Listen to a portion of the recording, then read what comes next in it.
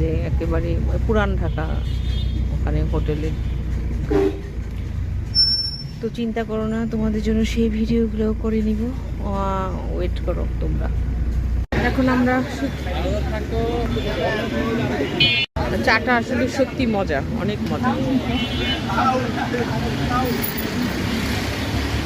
এখন আমরা চলে যাচ্ছি চা খেয়ে।